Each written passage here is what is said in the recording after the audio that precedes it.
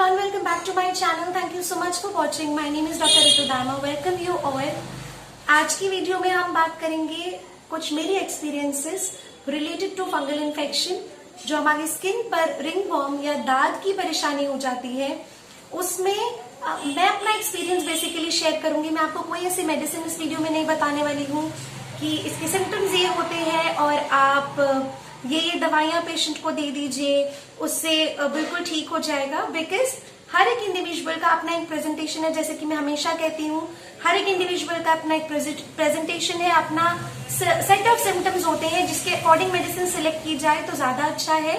अगर इस वीडियो में आपको कुछ ऐसी मेडिसिन लगती है जो आपके सिम्टम्स से रिलेटेड है या फिर आप किसी की मदद कर सकते हैं इन सिम्टम्स के साथ, तो डेफिनेटली आपके जो नियरेस्ट होम्योपैथ हो उनसे जरूर बात करें, उनके सुपरविजन में, उनके गाइडेंस में ले, या फिर आप मुझसे भी कंसल्ट कर सकते हैं। सारी डिटेल्स जो है वो डिस्क्रिप्शन बॉक्स में मिल जाएंगी आपको। और इस वीडियो में हम बात करेंगे कि क्या क्या इम्पोर्टेंट ऐसे पॉइंट्स होते हैं जो हम अपने पेशेंट को बताना भूल जाते हैं जब भी हम एक फंगल इन्फेक्शन रिंगवर्म के पेशेंट का ट्रीटमेंट कर रहे हैं।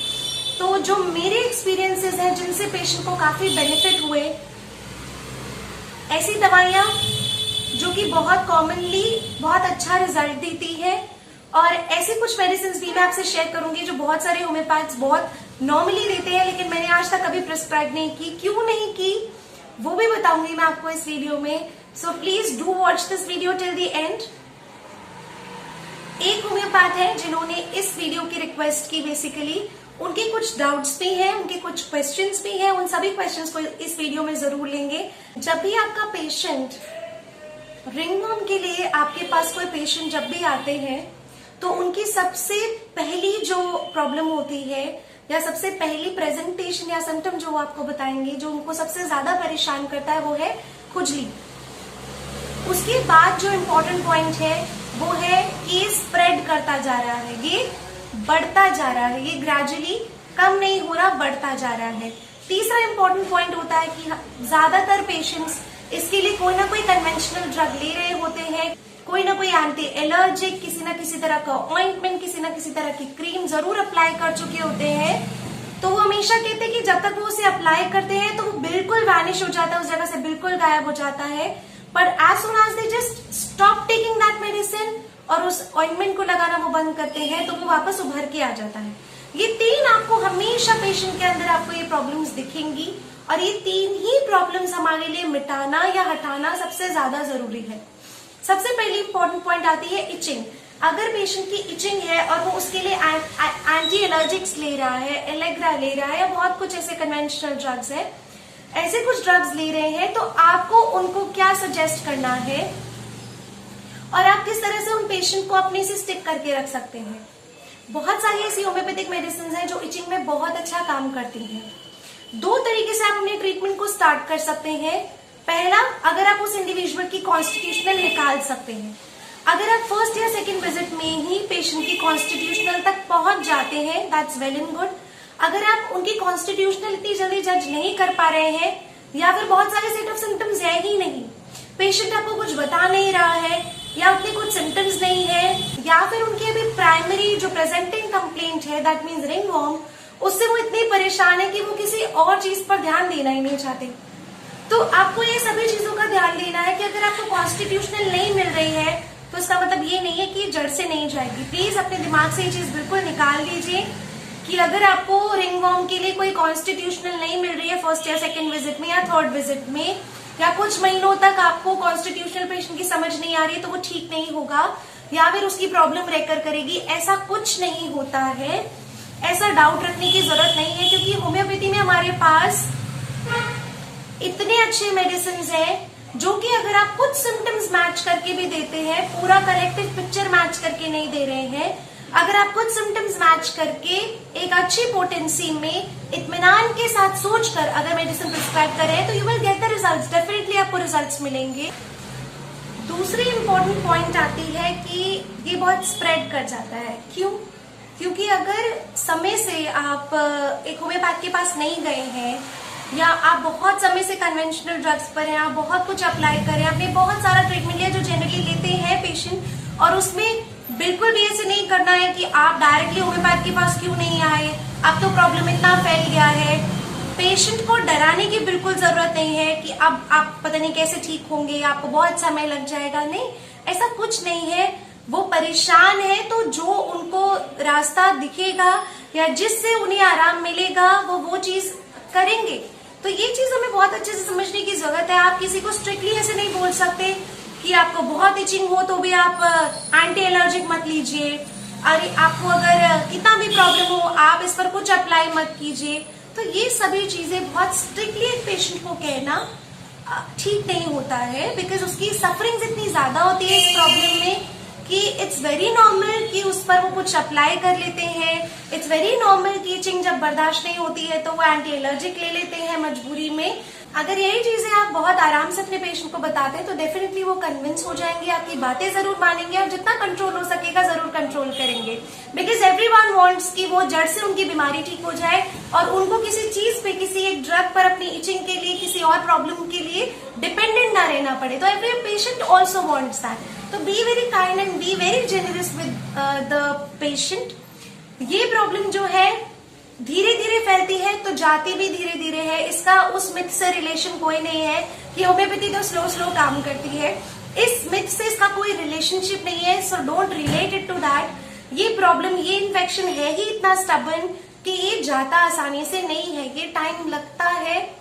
और इसके साथ एक और चीज मैं आपको बताऊं, even while during the treatment आप अपने पेशेंट को शुरुआत में ही बता दें कि जब आप होम्योपैथिक ट्रीटमेंट ले रहे होंगे, जब भी आप इस ट्रीटमेंट पर होंगे तो भी कभी कभी प्रॉब्लम बढ़ेगा, कभी कम होगा, कभी फ्लेयर अप हो जाएगा, कभी कम हो जाएगा।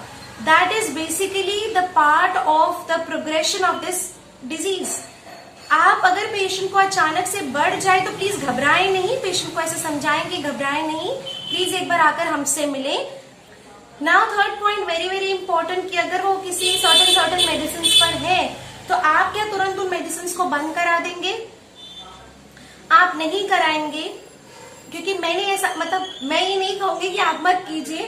सबका अपना अलग तरीका है, सब अपनी तरीके से काम करते हैं, सब अपने टर्म्स पर काम करते हैं।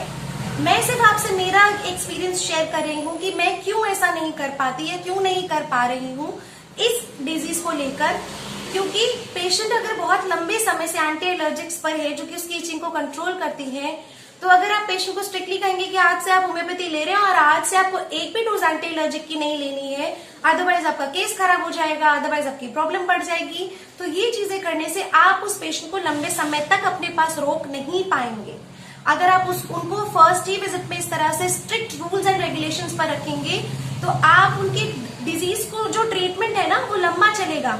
आप तब तक उन पेशेंट को अपने पास कनेक्टेड नहीं रख पाएंगे, और वो रखना बहुत ज्यादा जरूरी है अगर आप रिजल्ट्स देखना चाहते हैं कि आपके मेडिसिन के कैसे रहे।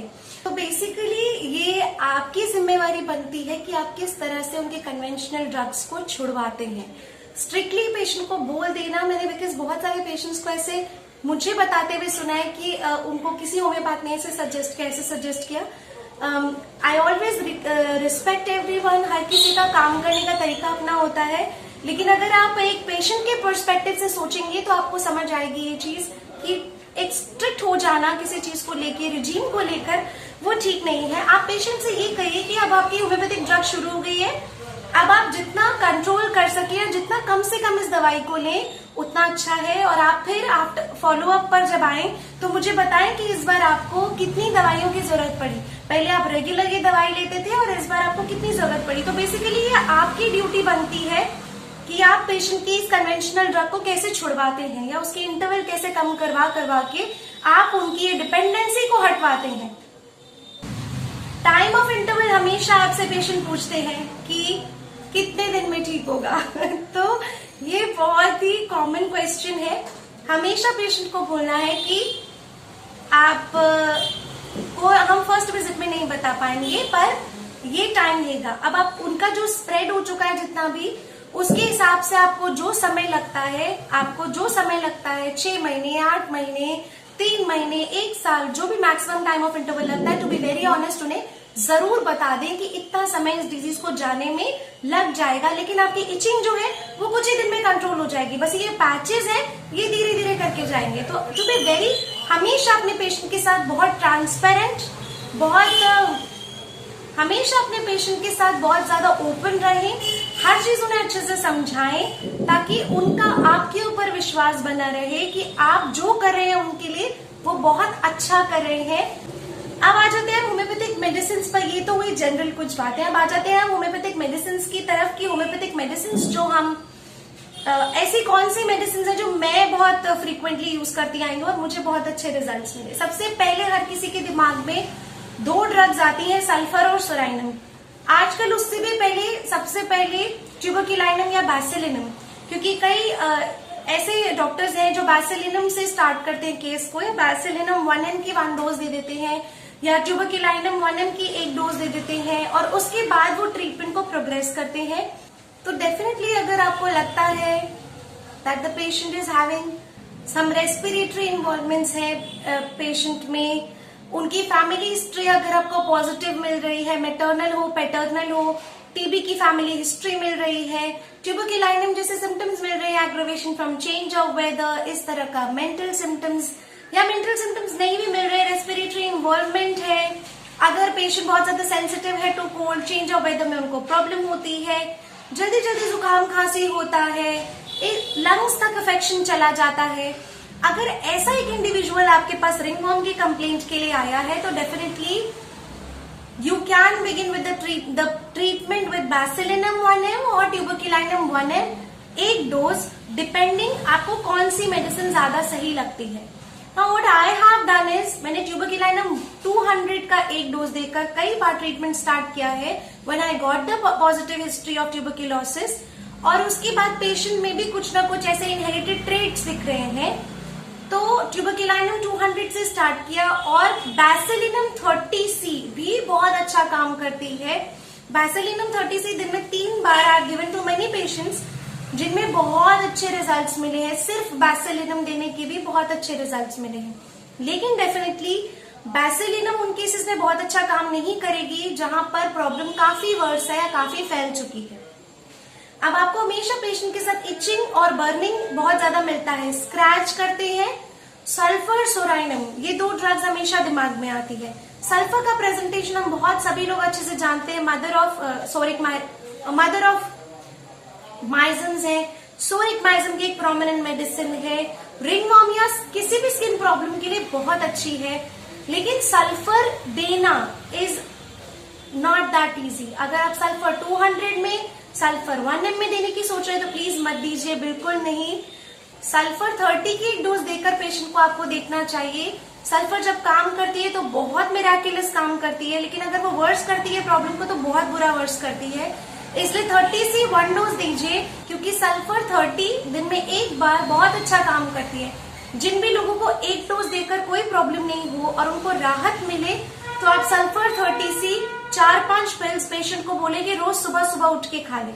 तो सल्फर 30 रेगुलर बेसिस पर भी दी जा सकती है, लेकिन ये नहीं है कि आप 6 महीने तक उसको लगातार खिला रहे हैं, डिपेंडिंग कब तक उसकी इचिंग है। सल्फर 30 दिन में 1 बार बहुत अच्छा काम करती है। अगर आपको लगे 30C से एग्रेवेशन है तो प्लीज नहीं दें, 6C से स्टार्ट करें अगर सिम्टम्स मैच करते हैं, 12C से स्टार्ट करें अगर सिम्टम्स मैच करते हैं तो। Psorinum again is a very important medicine, लेकिन जितना सल्फर से मैच करता है ना, क्योंकि हमेशा आप देखेंगे नॉर्मल एक कॉमन मोडालिटी क्या है, पेशेंट को बहुत खुजली है, खुजा कर वहां पर बर्निंग होने लगती है, इतना स्क्रैच करते हैं कि ब्लीडिंग हो जाती है, और जनरली पेशेंट को क्या होता है, गर्म चीजों से प्रॉब्लम होती है, वार्मथ से प्रॉब्लम होती है, बेड पे लेटते हैं तो ज्यादा खारिश होती है, जैसे कुछ ठंडे पानी से नहाएंगे, ठंडे रूम में बैठेंगे, ठंडे एसी में बैठेंगे तो उन्हें अच्छा लगेगा। ज्यादातर ऐसे पेशेंट्स जो होते हैं वो हॉट पेशेंट मिलेंगे आपको, जिनको गर्मी बिल्कुल बर्दाश्त नहीं होती, तो सल्फर की प्रेजेंटेशन ज्यादा इस तरफ जाती है। अगर आपको लगे एक चिली इंडिविजुअल आपके पास है जिसकी प्रॉब्लम जो चिली है, उनको ठंड बर्दाश्त नहीं होती, उनकी प्रॉब्लम्स जो है वो ठंडे में बढ़ रहे हैं, तो psorinum is a drug. Next in order अगर मैं कहूं तो सोराइनम से ज्यादा फ्रिक्वेंटली आप गिवन सल्फर, बहुत अच्छा काम करती है। फिर आते हैं, हम बात करते हैं कुछ ऐसी मेडिसिन की जो आप रेगुलर चला सकते हैं। जैसे जब आप देखेंगे कि आपके पास इंडिविजुअल आएगा तो उसका जब आप पैच देखेंगे तो दो कंडीशंस में आपको मिल सकता है, या तो बिल्कुल एक रेड एक पैच मिलेगा, रेड और आसपास बिल्कुल एक डार्क रेड कलर का इंसर्कल्ड एरिया मिलेगा, बीच में बिल्कुल फेडेड रेड कलर का होगा जो कि उभरा उभरा होगा, इडिमेटस होगा, सोलन होगा। और एक कंडीशन आती है जहां पर आप देखेंगे बिल्कुल ड्राई पैच हो गया होगा, काला काला स्किन पड़ने लगा होगा, और वो जब स्क्रैच करते हैं तो वो बोलेंगे कि व्हाइट व्हाइट पाउडर पाउडर सा निकलता है। दो कंडीशंस अलग अलग हैं, दोनों में दवाइयां चेंज हो जाती हैं। अगर आपको पेशेंट मिलता है ऐसे स्टेज में जहां पर उसका बिल्कुल सोलन है, स्किन रेड है, डार्क रेड होके रखी है और ठंडा पानी डालने से आराम मिलता है, ठंडे रूम में आराम मिलता है, एपिस बहुत अच्छा काम करती है। अगर थर्स्ट आपको मैच करती हुई मिल जाए कि थर्स्टलेस है तो बहुत अच्छी बात है। अगर थर्स्ट नहीं भी मैच कर रही है तो सिर्फ इस पैथोलॉजी के बेसिस पर आप एपिस 200 की एक डोज देंगे, बहुत ही इफेक्टिवली काम करेगी। 10-15 डेज तक बहुत अच्छा उसका असर रहेगा एपिस 200 का। उसका रिपीटिशन बाद में फिर से आप कर सकते हैं। फिर एक और बात आती है आर्सेनिक की, जहां आपको थर्स्ट बहुत ज्यादा मिले, ड्राई पैच हो जाए, थोड़ा सा ड्राई पैच है, फ्लेक्स जैसे निकल रहे हो, पेशेंट की थर्स्ट बहुत ज्यादा हो, उसको खुजा खुजा के बेचैनी हो, रात को प्रॉब्लम्स वर्स हो जाए, साथ में जलन भी होने लगे, arsenic is a wonderful medicine for that. Arsenic 30 दिन में 3 बार ऐसे इंडिविजुअल्स को देने से भी बहुत अच्छा रिलीफ मैंने देखा है, दैट इट कम्स, कि अच्छा रिजल्ट मिलता है। फिर बहुत सारे लोग सीपिया बहुत देते हैं, टिल्यूरियम बहुत देते हैं। तो आई have never given sepia in these individual, क्योंकि कभी मुझे सीपिया जैसा प्रेजेंटेशन में रिंगवर्म मिला नहीं। मतलब रिंगवर्म के पैचेस मिले, लेकिन कहीं ना कहीं वो ज्यादा मैच कर जाते थे सल्फर से, या ज्यादा मैच कर जाते थे कैल्केरिया से, या ज्यादा मैच कर जाते थे एपिस से। तो मुझे कभी सीपिया जैसा प्रेजेंटेशन मिला नहीं, कोई सिम्टम मैच नहीं करते थे, तो सीपिया आई हैव नेवर गिवन, तो मैंने उसके रिजल्ट्स नहीं देखे। टिल्यूरियम, यस टिल्यूरियम वर्क्स, लेकिन मैंने कुछ केसेस में देखा है टिल्यूरियम ना जब तक आप लगातार चलाते रहते हैं तब तक बहुत अच्छा काम करती है, और जैसे आप बंद करते हैं तो कुछ दिन बाद टिल्यूरियम का असर जो है खत्म होने लगता है। आई डोंट नो ये कितना करेक्ट है या कितना नहीं है, मैं आपसे अपना एक्सपीरियंस शेयर कर रही हूँ बस, कि टिल्यूरियम देने के बाद भी मुझे बैसिलिनम या फिर एपिस या फिर सल्फर इनकी मदद लेनी पड़ी है, तो टिल्यूरियम मुझे उतनी ज्यादा इफेक्टिव कभी लगी नहीं, जबकि उसका एक बहुत इंपॉर्टेंट स्किन सिम्टम है। पर अगर आप में से किसी ने टिल्यूरियम ली है या किसी को दी है तो प्लीज अपना एक्सपीरियंस मुझे के साथ कमेंट बॉक्स में शेयर कीजिएगा। फिर जिन्होंने रिक्वेस्ट किया वीडियो, उन्होंने मुझसे पूछा था dulcamara for scalp ringworm. Ringworm of the scalp एक लाइन बोरिके में लिखी है जिसमें डलकामारा में, लेकिन डलकामारा का प्रेजेंटेशन बिल्कुल भी स्किन रिलेटेड नहीं है। अगर आपको डलकामारा देनी है तो आप जनरल फीचर्स मैच करके देंगे, जैसे कि डलकामारा का इंडिविजुअल जो है वो डैम बेसमेंट्स में रहता होगा, उसको तो रिंगवर्म है, उनके वहां पे कोई वेंटिलेशन नहीं होगा, उनके वहां पर सनलाइट नहीं आती होगी, एयरी पैसेजेस नहीं है, डैम्प सेलर्स है, इस वजह से उसे रिंगवर्म है।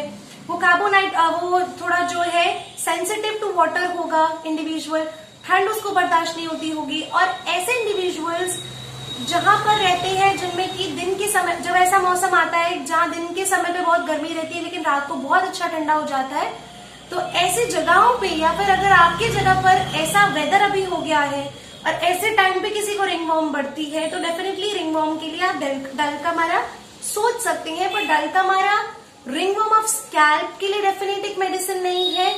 इस तरह से तो फिर मेजेरियम भी बहुत अच्छी मेडिसिन बनती है, लेकिन अगर आपको डलकामारा जैसा प्रेजेंटेशन इंडिविजुअल का, दैट मीन्स आप पूछेंगे हैबिटेट, लिविंग आप पूछेंगे पेशेंट की रहता कहाँ है, कैसी जगह पे रहता है, तो ये पता करके अगर आपको डलकामारा जैसा लगे then you can give dulcamara. Then he ask me about chrysarobinum और ओलियम जेकोरिस, इनको अप्लाई करने को ज्यादातर देते हैं। देखिए chrysarobinum is a very important drug, बहुत होम्योपैथिस्ट देते हैं, या अगर आप विलियम बोरेक में पढ़े तो आप देखेंगे कि उसको लोकली अगर आप अप्लाई करें तो टू बी वेरी आपको बहुत कॉशन के साथ अप्लाई करने, क्योंकि स्किन इरिटेंट की तरह काम करती है।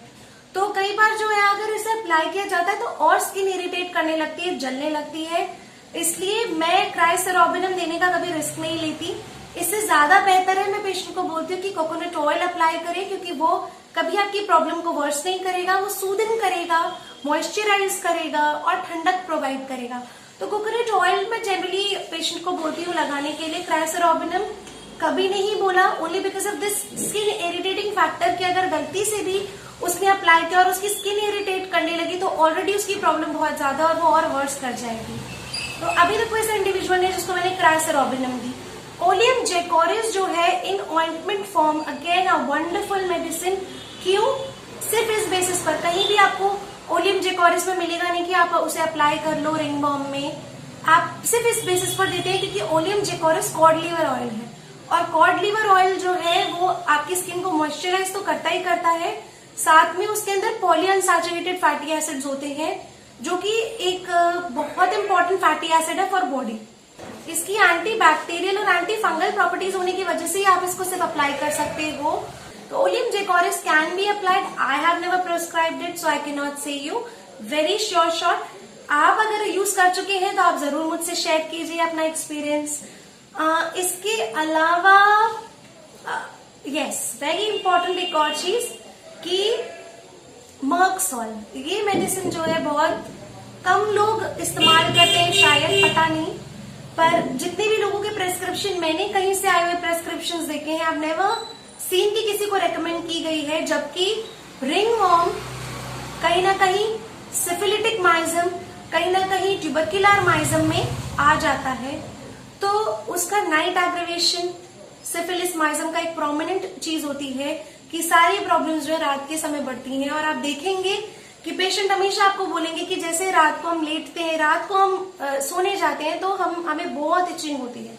Night aggravation and important, the most important thing which we always forget कि मर्कसॉल में सारी प्रॉब्लम्स पर्सपायरेशन से बढ़ती हैं।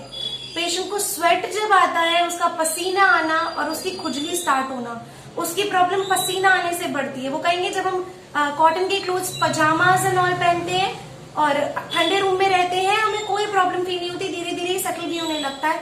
लेकिन जैसे वेदर थोड़ा ह्यूमिड होगा, जैसे मुझे पसीना ज्यादा आएगा तो वो और ज्यादा रेड, और ज्यादा इडिमेटस, और ज्यादा सूजन, और ज्यादा इचिंग होने लगती है।